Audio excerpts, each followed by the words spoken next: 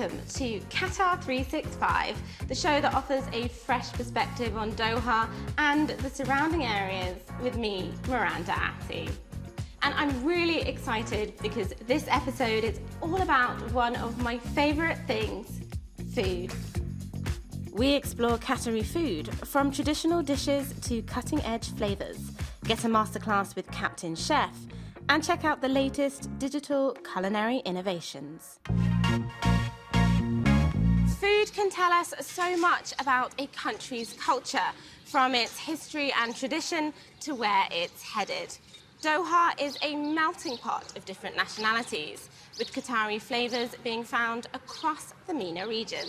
So we sent Adil Halim to one of Qatar's biggest tourist destinations to see and taste what the country has on offer.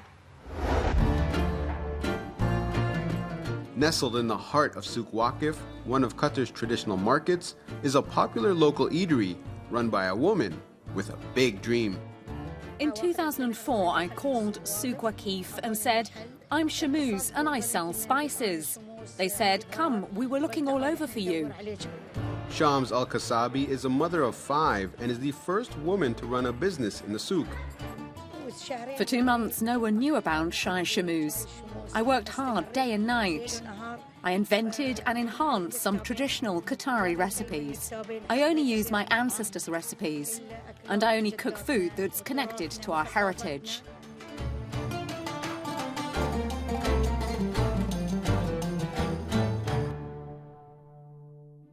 Now I'm about to try Chef Shams' signature dish, her bestseller, bayatul tomat.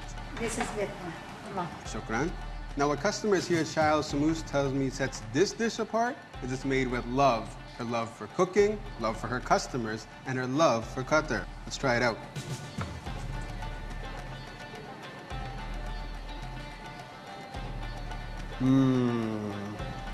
Amazing. Across the city, Chef Aisha Al-Tamimi is cooking up a feast, but her passion started out of necessity. My story is different. I was a young girl, 15, when I got married.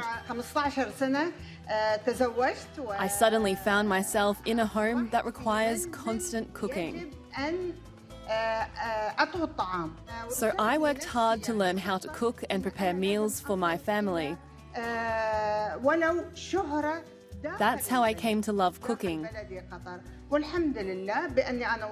I built my business up independently, and now I present TV shows and teach other cooks. It was a lot of effort to get to where I am as a chef.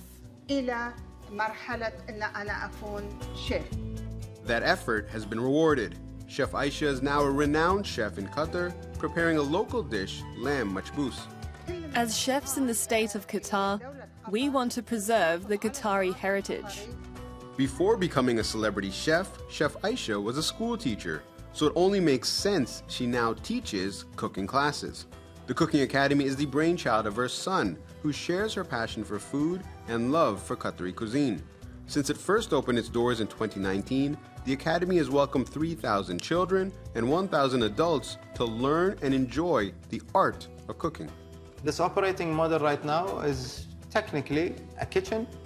Talented people come who have the passion to teach, and people who are looking for the talent to learn from the talent meet in the Cooking Academy.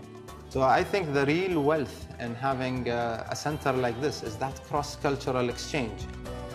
As the world's attention will soon shift towards FIFA's current host country, Qatar's pioneering chefs hope they will win over tourists and turn them into fans of Qatari cuisine.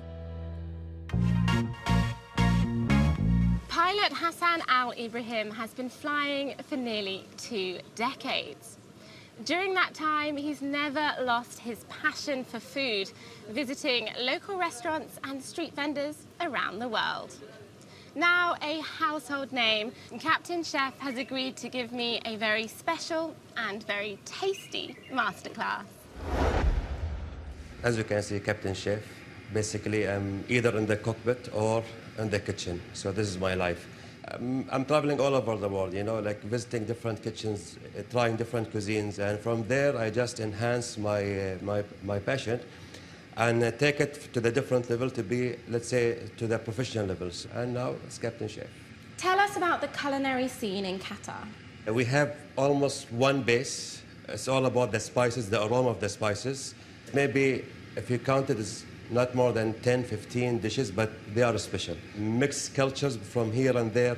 So this is the Qatari cuisine. And what do you think food can tell us about culture? It's art. It reflects the culture. It tells you stories.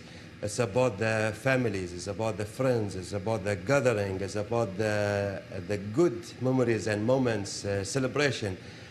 If you had to sum up Qatari food in a few words, what would you say? Authenticity and simplicity. As simple as it is. This is the Qatari food. So, okay, speaking of Qatari food, now we get on to the bit I'm most excited about. Tell us, what are you going to be making? I will make something very nice, very yummy, and very simple. It's we call it here balalit. Mainly we eat it for the breakfast, kind of afternoon tea. Then we'll take some of this vermicelli and just fry it a little bit until I got the brown color. So basically this is the color that what we are looking for. Mm-hmm. We prepare the omelette. Okay. So basically I will add the vermicelli here. Okay, start boiling. So now this is a bit different somehow. It's kind of, let's say, dessert or...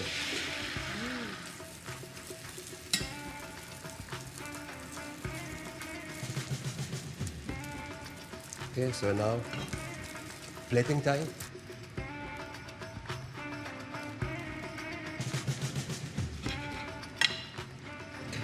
Final touches. Oh, wow. Okay, so we've done all this hard work, and now I think it's only fair that No, you did the most difficult part, the egg. I did the egg. But I'm desperate to try this.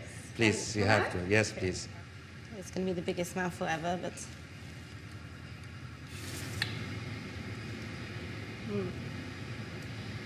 It is nice. I can see your facial expression that you are enjoying. I could eat that all day. So tasty. Very Thank you good. so much. The dining culture here continues to develop. From food science to digital innovations and degustation, the food scene certainly has a lot to offer. And on top of getting to taste some of that, Qatar 365's Scheherazade Ghafour got an amazing view too. Le Petit Chef, a 4-course set menu. This digital dining experience involves some intricate storytelling that takes you on a unique gastronomic journey.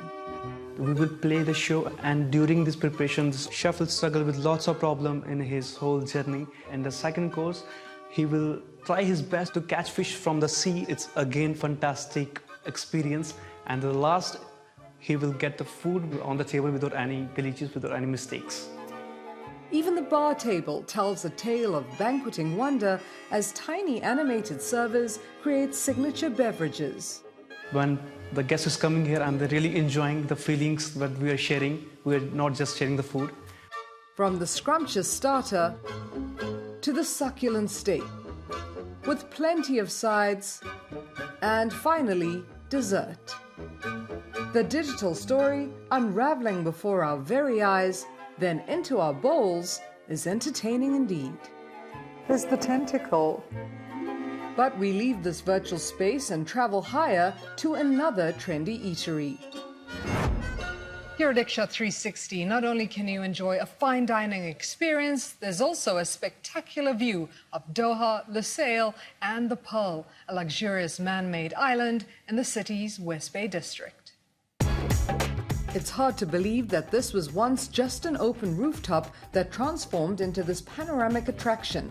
There are 3 concepts to the contemporary cuisine restaurant, all with a 360-degree view. On the 40th floor, international dishes are served at the cigar lounge that the owner tells us is the highest in the world. The 41st floor features a more intimate fine dining experience. But it's the 42nd floor tea room lounge with its jungle concept under the sky where we stop for South Asian food with a twist. This street food cart rolls in and starts to whet the appetite. We discover it's not all bells and whistles though, staying true to the restaurant name Iksha, which means a working of the senses. Aromatic, freshly ground spices lure us in, and pops of color begin to tantalize taste buds. We have a few Michelin stars in our restaurants. We are cooperating with one of them is Chef Rohit Guy, and our mission is to bring our food to the world. And these master chefs have already started passing on some secret recipes to chefs in the region who add some local spices. We have 70%, 75% Indian food. We have prawns, also street food like a tokri chat, also chicken egg biryani, pick up. We are serviced from the heart, and when the people love the food and experience, definitely they will be coming back. And we have a regular guest, and our customers are top VVIPs. But the wide array of dishes are for anyone with a love for mouth-watering morsels. And come nighttime, the view is just as spectacular as if you're dining right under the stars. We've learned so much about Qatari culture through food, as well as savouring some amazing flavours.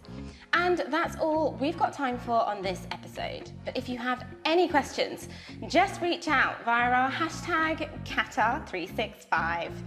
Thanks for watching. Do check out Euronews.com for more, and join us again next time on Qatar365.